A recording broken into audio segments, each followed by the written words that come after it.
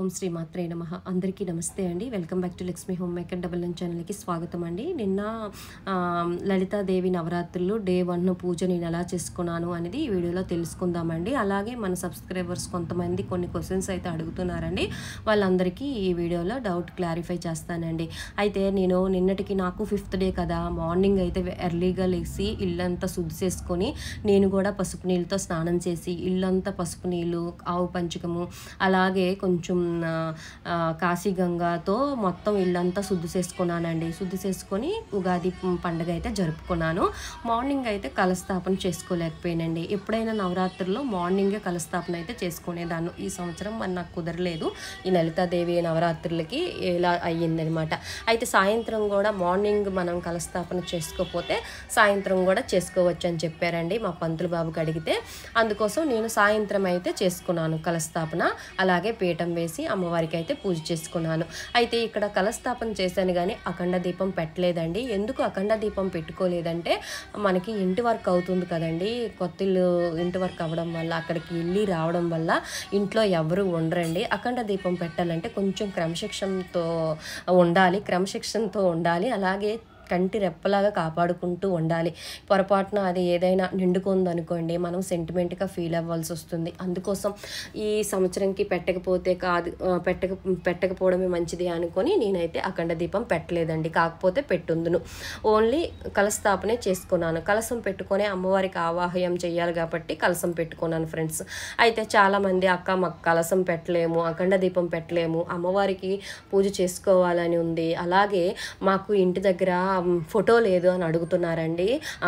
Photo లేకపోతే నేను మీకు చాలా వీడియోస్లో చెప్పాను, అమ్మ సర్వంతర్యామి, ఏ ఫోటో ఉన్నా లేకపోయినా ఖచ్చితంగా ఈ లలిత అమ్మవారి ఫోటో అయితే ప్రతి ఇంట్లో ఉండాలని ఎన్నోసార్లు కొన్ని వీడియోలో చెప్పాను ఫ్రెండ్స్. మళ్ళీ కొత్త సబ్స్క్రైబర్స్ అడుగుతున్నారు, తెలియదు కదా. ఖచ్చితంగా మీరు ఫోటో తెచ్చుకోండి. 70 రూపాయలు 80 రూపాయలు అవుతుంది. తెచ్చుకొని అమ్మవారికి పూజ చేసుకోండి. తప్పకుండా ఈ లలిత అమ్మవారి ఫోటో అయితే ఖచ్చితంగా ప్రతి ఇంట్లో ఉండాలి. ఫోటో తెచ్చుకొని పీఠం వేసుకొని మీరు పూజ చేసుకోండి. మామూలుగా నిత్య దీపారాధన చేసుకొని మొదటి రోజే షోడోపచార పూజ చేసుకోవాలన్నమాట. నేను మొదటి రోజే అమ్మవారికి 16 ఉపచారాలతో పూజ చేస్తానండి. 9 రోజులు నేను అమ్మవారికి పంచోపచార పూజ చేసుకొని అమ్మవారి అష్టోత్తరాలు చదువుకుంటాను. లలితాలు అష్టోత్తరాలు ఉంటాయి కదా, అవి చదువుకొని లలిత సహస్రనామం చదువుకొని ఖడ్గమాల చేస్తానన్నమాట.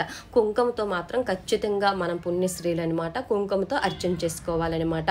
అష్టోత్తరాలు అయినా సరే, అలాగే లలిత సహస్రనామం అయినా సరే. అయితే పీఠం వేసుకొని మొదటిగా గణపతిని అయితే పూజ చేయాలి ఫ్రెండ్స్. ముందు చెప్పవలసింది నేను చెప్పలేదు. గణపతికి కూడా పూజ చేసుకోవాలి. గణపతి దగ్గర నైవేద్యాలు పెట్టాలి. గణపతికి కూడా ధూపదీప నైవేద్యాలు సమర్పించిన తర్వాత అమ్మవారికి పూజ చేయాలి. అయితే నైవేద్యాలకు వస్తే పానకం పెట్టాలి. ప్రతినిత్యం వడపప్పు పానకం పెట్టాలి.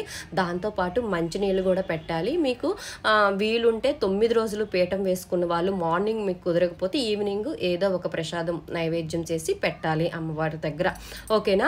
ఇంకా మీకు కుదరకపోతే ఏవైనా పళ్ళు కూడా పెట్టుకోవచ్చు, పాలు కూడా పెట్టుకోవచ్చు అండి. అలాగే తాంబూలం కోసం చెప్పాను కదండి, అమ్మవారికి 9 రోజుల్లో ఏదో ఒక రోజు మీకు వీలుంటే తాంబూలం పెట్టండి.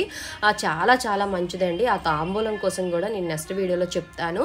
అలాగే అమ్మవారికి కొంతమంది సబ్స్క్రైబర్స్ అడుగుతున్నారు, అక్క ఉద్వాసన ఎప్పుడు చెప్పుకోవాలి, శ్రీరామనవమి రోజే చెప్పుకోవాలా అని అంటున్నారండి.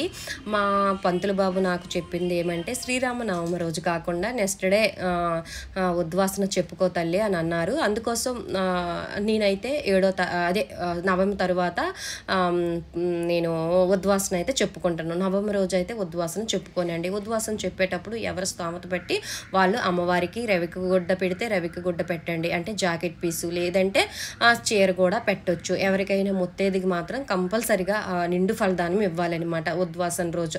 మీకు ముత్తైదులు దగ్గరలో ఎవరైనా లేకపోయినా సరే అమ్మవారికైనా ఇచ్చుకోవచ్చు. అంటే మీకు ఇవ్వాలని ఇస్తే ఇవ్వండి, లేదంటే అమ్మవారికైనా పెట్టొచ్చు ఫ్రెండ్స్. ఓకేనా. అలాగే హారతుల కోసం కూడా అడుగుతున్నారు. పంచహారతి ఇవ్వచ్చు రోజువారు, అలాగే నక్షత్ర హారతి ఇవ్వచ్చు. 18 ఒత్తులతో కూడా లలిత అమ్మకి హారతి ఇవ్వాలండి. నెక్స్ట్ వీడియోలో అవన్నీ చెప్తాను ఫ్రెండ్స్. ఓకేనా. ఈ విధంగా అయితే పూజ చేసుకోండి. చదువుకోండి. అయితే ఆడంబరం ఏమీ పడొద్దు. నిత్య దీపారాధనతో పంచోపచార పూజ చేసుకొని అమ్మవారికి అష్టోత్తరాలు అయితే కంపల్సరిగా చదువుకోండి. లలిత సహస్రనామం చదువుకోండి. లలిత సహస్రనామం రాని వాళ్ళు నేను ఒక 7 నామాలు కింద డిస్క్రిప్షన్లో ఇస్తానండి. అంటే కంచి మహాస్వామి స్వయంగా ఒక భక్తుడు లలిత సహస్రనామం చదవలేకపోతున్నాను అంటే స్వయంగా కంచి మహాస్వామి లలిత సహస్రనామాల్లో కొన్ని నామాలు తీసుకొని 7 నామాలు రాశారనమాట. అవి నేను కింద డిస్క్రిప్షన్లో ఇస్తాను. అవి 11 సార్లు చదువుకోండి. లలిత సహస్రనామం చదువుకోలేని వాళ్ళు, లలిత సహస్రనామం వచ్చిన వాళ్ళు మాత్రం అవి యాడ్ చేసి చదివితే మహా అద్భుతం అండి. ఓకేనా? ఈ వీడియో నచ్చిందా? నచ్చితే లైక్ చేసి షేర్ చేయండి. సర్వేజన సుఖినో భవంతు. ఓం శ్రీమాత్రే నమః.